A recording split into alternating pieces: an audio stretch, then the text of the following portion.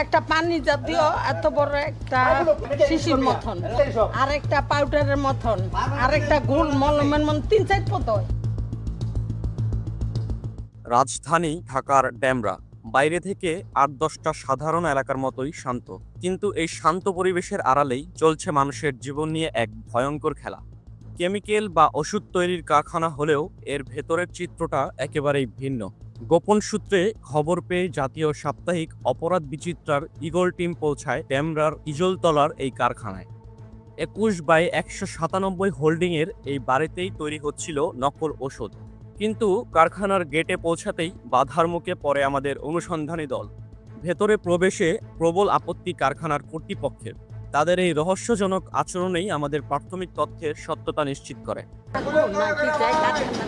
পরিস্থিতি ঘোলাটে দেখে আমাদের ভেতরের অবৈধ কার্যকলাপের প্রমাণ পেতেই রিপোর্টার সুইটি সিনহা ফোন করেন জাতীয় জরুরি সেবা 999-এ।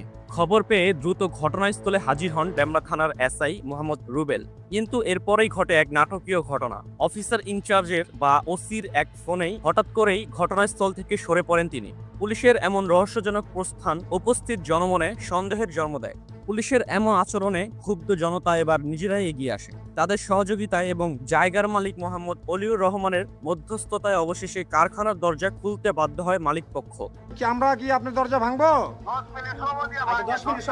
আচ্ছা ঠিক আছে, 10 মিনিট সময় দেওয়ার পর যদি দরজা না খুলে আমরা আপনার দরজা ভেঙে ফেলবো। ভেতরে প্রবেশ করতেই বেরিয়ে আসে থলের বিড়াল। মানুষের সরল বিশ্বাসকে পুঁজি করে এখানে তৈরি হচ্ছিল স্বাস্থ্যের জন্য মারাত্মক ক্ষতিকর সব নকল ঔষধ। এই নকল সাম্রাজ্যের মূল হোতা ফাইজুল মুন্সি ওরফে মোবারক। নিরাময় দাওয়াখানা নামের আড়ালে সে চালিয়ে যাচ্ছিল এই মৃত্যু ব্যবসা। কিন্তু আমাদের অনুসন্ধান এখানেই শেষ নয়। কারখানার একটি ঘর তালাবদ্ধ অবস্থায় পাওয়া যায়, যা নিয়ে স্থানীয়দের মনে দানা বেঁধেছে আরো বড় সন্দেহ। তাদের ধারণা ওই ঘরেই মজুত করে রাখা হয়েছে অ্যাসিড সহ বিভিন্ন চেতনানাশক পদার্থ।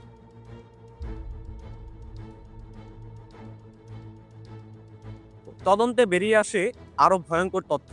মালিক মোবারকের ভাই মোহাম্মদ শফিক আমাদের সংবাদকর্মীকে ফোনেই জানান ডেমরা থানার অফিসার ইনচার্জের সাথে তার গভীর সম্পর্কের কথা। পুলিশের ঝামেলায় অন্য আপনি ওসি মহোদয়কে ফোন দিলে ওসি মহোদয় কি বলছে?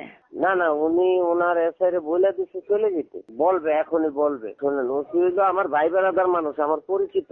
আপনি একজন মলম ব্যবসায়ী, আপনার পরিচিত ওসি, আর আমি সাংবাদিক ফোন দিলাম, পুলিশ এখানে আসছে, ওসি আপনি বলে দিলে এসআই ফিরে চলে যাবে বলে দিছে। এর পিছনে কারণ কি ভাই? শফিক ভাই কারণ কি জানতে চাচ্ছি। না বোন শোনেন, এই কি তবে সেই কারণ? এর জন্য পুলিশ ঘটনাস্থলে এসেও ফিরে যায়।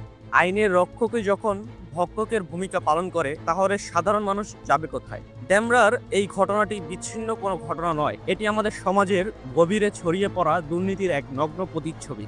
যখন একজন পুলিশ কর্মকর্তা টাকার বিনিময়ে অপরাধীদের আশ্রয় দেন, তখন তিনি শুধু নিজেকেই নন, পুরো পুলিশ বাহিনীকে কলুষিত করেন। এলাকাবাসীর আশঙ্কা, এমন কর্মকর্তারা দায়িত্বে থাকলে ডেমরা একদিন অপরাধীদের অভয়ারণ্যে পরিণত হবে। তবে প্রশ্ন হলো, এই চক্রের শেষ কোথায়? এদের লাগাম টেনে ধরবে কে?